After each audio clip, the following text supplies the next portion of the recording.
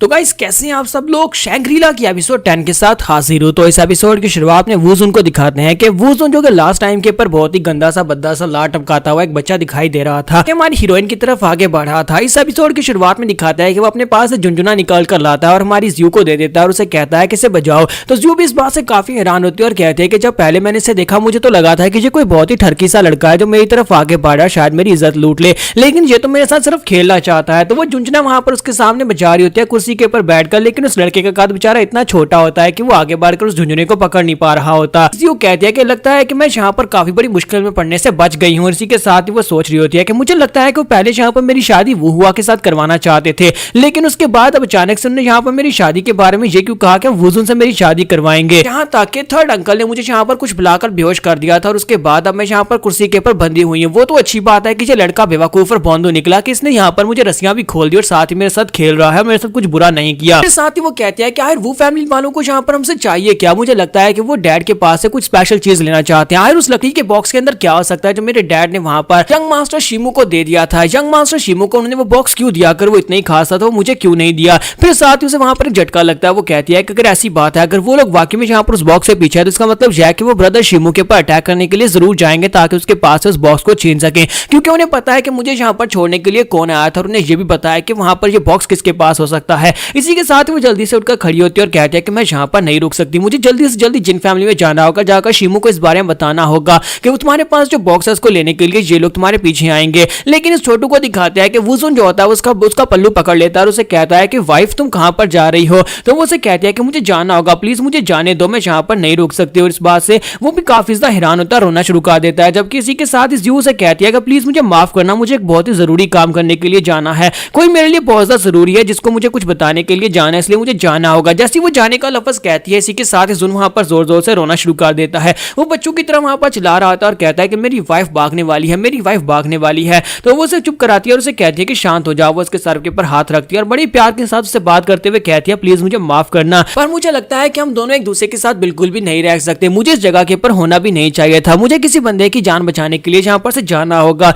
तो क्या तुम यहाँ पर मेरी मदद करोगे। तो ज्यू की बात सुनने के बाद जुन जो होता है वहां पर काफी ज्यादा इमोशनल हो जाता है। इमोशनल होने के साथ ही वो जल्दी से भागता पीछे जाता है। उसके पास खिलौनों का बॉक्स होता है, उस बॉक्स के अंदर से कुछ निकालता है और वहां पर से चाबियों का एक छल्ला लेकर उसके पास आ जाता है और वहां कर उसके सामने करता है। तो ज्यू से कहता है कि मैं इनका क्या करूं। तो वो साइड के ऊपर इशारा करता है कि वहां पर खिड़की को ताला लगा होता है और उस खिड़की की चाबियां जो होती है उसके पास होती है। वो उसे कहता है कि इस खिड़की का ताला खोलो, यहाँ पर से भाग जाओ। तो ज्यू उसके पास चाबियां लेती है और बड़ी तेजी के साथ वहां पर से निकल जाती है, ताला खोलती है और वहां पर से बाहर भाग जाती है। जब वो वहां पर से भाग कर जा रही होती है इसी के साथ ही वो फैमिली के कुछ गार्ड जो कि नाइट ड्यूटी दे रहे होते हैं वो लोग उसे देख लेते हैं और उसका पीछा करते हैं। तो यहीं पर से नेक्स्ट सीन जो होता है हमें जिन फैमिली का दिखाया जाता है कि जिन फैमिली हाउस होल्ड में दिखाते हैं कि जहां पर एक यंग मास्टर जो कि वैंग फैमिली से होता है, तो वैंग टियान जो होता है उनकी फैमिली में पहुंच जाता है अपना स्पीयर लेकर, उनके ऊपर आकर अटैक कर रहा होता है। तो जिन फैमिली के जो लड़के होते हैं, जो डिसाइपल्स होते हैं, वो सभी उसके सामने नहीं टिक पा रहे होते और वो सभी उसके ऊपर अटैक करने के लिए आगे बढ़ते हैं, लेकिन उसे अपना स्पीयर भी निकालना नहीं पड़ता, बल्कि वो शीत के साथ ही अपने स्पीयर के साथ उनके ऊपर अटैक करता है, सभी को बड़ी आसानी के साथ वहां पर हरा रहा होता है।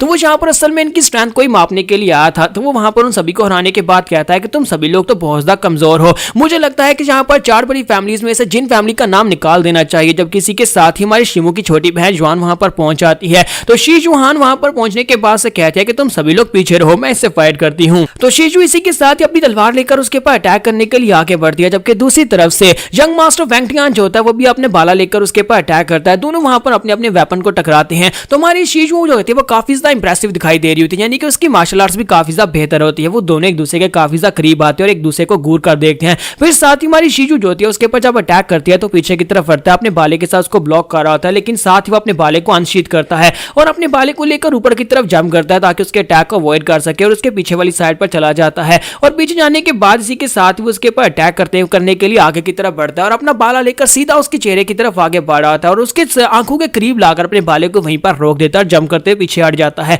और साइड के हटने के बाद अपना बाला भी उठा लेता है और उसे कहता है मुझे तो लगा था कि जिन फैमिली यहाँ की काफी बड़ी फैमिलीज में से एक फैमिली है, यानी कि 4 बड़ी फैमिलीज में से एक स्ट्रॉन्ग फैमिली है, लेकिन अफसोस कि तुम लोगों का लेवल तो बहुत ज्यादा लो है। मुझे यहाँ पर आने के बाद पता चला है कि तुम लोग तो इस लायक भी नहीं हो कि तुम हमारे नौकरों के साथ भी फाइट कर सको, तुम हमारी वैंग फैमिली से बहुत ज्यादा कमजोर हो। और इसी के साथ ही उनसे कहता है कि मैं यहाँ पर से जा रहा हूँ। मुझे लगता है कि बहुत ही जल्दी तुम्हारी जिन फैमिली और ये पूरे का पूरा हाउस होल्ड जो है ये हमारी वैंग फैमिली के हथे चढ़ जाएगा, क्योंकि हम लोग इसके ऊपर कब्जा कर लेंगे। और शीजू उसकी बात सुनने के बाद वहां पर खामोश खड़ी होती है और इसी के साथ ही वहीं पर रुकदार उसे कहता है कि लड़की अपना नाम बताओ कि तुम्हारा नाम क्या है। तो वो उसे अपना नाम बताती है कि मेरा नाम शी यूहान है। तो वो उसे कहता है कि मैं तुम्हारा नाम याद रखूंगा, मेरा नाम वैंग टियान हाओ है, मेरा नाम याद रखना, मैं वैंग फैमिली का यंग मास्टर हूं। और इसी के साथ ही उसे बाय बोलकर वहां पर से चला जाता है, जबकि शीजू भी वहां पर उसको उसकी बात सुनने के बाद शर्मा रही होती है, जैसे कि यहाँ पर इन दोनों के दरमियान में कुछ कुछ होने वाला है। तो यहीं पर से नेक्स्ट सीन जो होता है जिन गैंग मार्शल स्कूल का दिखाया जाता है। जिन गैंग मार्शल स्कूल में जहां का ये क्लब का एक मेंबर है वहीं तो ये वहां पर आता है और साथ ही सोच रहा होता है कि मेरे अंकल ने मुझे वहां पर इसलिए भेजा था जिन फैमिली में, ताकि वहां पर जाकर मैं कोई अच्छी लड़की ढूंढ सकूं, उनकी फैमिली में कोई अच्छी यंग मिस को ढूंढकर मैं उसके साथ शादी कर लूं, क्योंकि वो भी एक बड़ी फैमिली है। लेकिन वहां पर जाने के बाद मुझे सिर्फ और सिर्फ कचरा ही मिला है, सभी लोग बहुत ज्यादा कमजोर हैं। लेकिन फिर साथ ही वो कहता है लेकिन वो लड़की शी यूआन वो मुझे काफी ज्यादा इंटरेस्टिंग लगी, उसकी जो कल्टीवेशन लेवल है वो काफी ज्यादा बेहतर था और ऊपर से वो काफी क्यूट भी थी। लेकिन जैसे वहां पर वो अंदर इंटर होता है, इसी के साथ उसे वहां पर अंदर से चिल्लाने की आवाज आती है, क्योंकि यहीं पर शुई गैंग के लोग होते हैं और शुई गैंग के वही 3 मेन गुंडे जो होते हैं मार खाकर अंदर बैठे होते हैं, रो रहे होते हैं। तो वो उनसे कहता है कि बेवकूफ तुम सभी को किसने मारा, जहां पर इस तरह से क्या मार खाकर आ गए। तो वो कहता है कि फियर्स फिस्ट कहीं से जिंदा होकर आ गया और उसने हमें बुरी तरह से पीटा और हमें वहां पर से कब्जा भी नहीं करने दिया और हम लोग मार खा के वापस आ गए हैं। एंकियन उनसे कहता है कि अगर वाकई में फियर्स फिस्ट वापस आ गया है तो तुम लोगों का तो मार खा के आना तय था, क्योंकि वो काफी ज्यादा स्ट्रॉन्गर है। तो जबकि दूसरा लड़का उसे कहता है कि ब्रदर वैंग में जहां पर सच्ची कह रहा हूं वो वाकई में असली वाला बिल्कुल भी नहीं था, वो असली फियर्स फिस्ट नहीं था, बल्कि उसकी जगह के ऊपर कोई और था। और वैसे भी मरा हुआ इंसान कब यहां पर जिंदा हुआ है, मुझे लगता है कि उसकी स्ट्रेंथ जो है वो असली वाले फियर्स फिस्ट से भी ज्यादा थी। तो ये बात सुनने के बाद वैंग टियान हाओ उनसे कहता है क्या वाकई में तुम लोग ये कह रहे हो कि वो बंदा जो है वो असली के फियर फिस्ट से भी ज्यादा पावरफुल था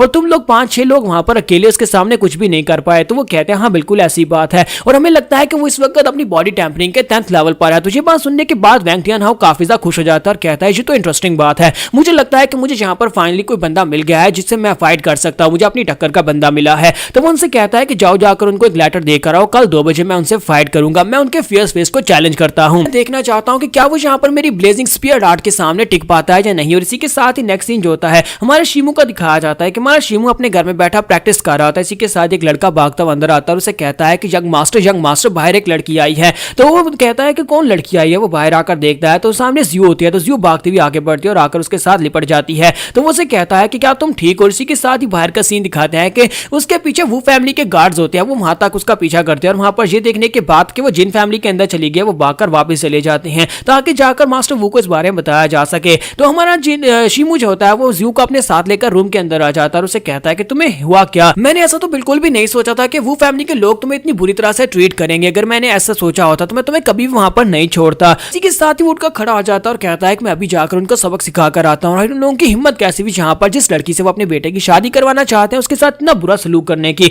जबकि वो उसका हाथ पकड़ लेती है और उसे कहती है कि ब्रदर शी प्लीज रुक जाओ, तुम वहां पर मत जाओ। वो फैमिली में 3 मास्टर्स हैं, वो तीनों भाई जो है वो बहुत ज्यादा कमीने और बहुत ज्यादा घटिया हैं, स्पेशली वो तीसरे वाला वो तो कुछ ज्यादा ही घटिया है और सभी लोग यहाँ पर बहुत ज्यादा खतरनाक है। तुम वहां पर जाओगे तो फिर तुम्हें यहाँ पर बहुत ही बुरी तरह से ट्रीट किया जाएगा। इस बार में भूल जाओ, मुझे ये बताओ कि मेरे डैड ने तुम्हें जो बॉक्स दिया था क्या वो बॉक्स अभी भी तुम्हारे पास है, क्या तुमने देखा उस बॉक्स के अंदर क्या है। आखिर मेरे डैड ने वो बॉक्स तुम्हें क्यों दिया था, क्योंकि वो फैमिली के लोगों को वो बॉक्स चाहिए और वो उस बॉक्स को लेने के लिए कभी भी तुम्हारे ऊपर अटैक करने के लिए आ सकते हैं। तो यहाँ पर हम लोग अपनी एपिसोड 10 का एंड करेंगे और नेक्स्ट एपिसोड में देखेंगे वो फैमिली के लोग यहाँ पर शीमू के पास उस बॉक्स को छीनने के लिए आएंगे, क्या वो इसके ऊपर अटैक करेंगे ताकि बॉक्स को छीना जा सके, ये नेक्स्ट एपिसोड में पता चलेगा।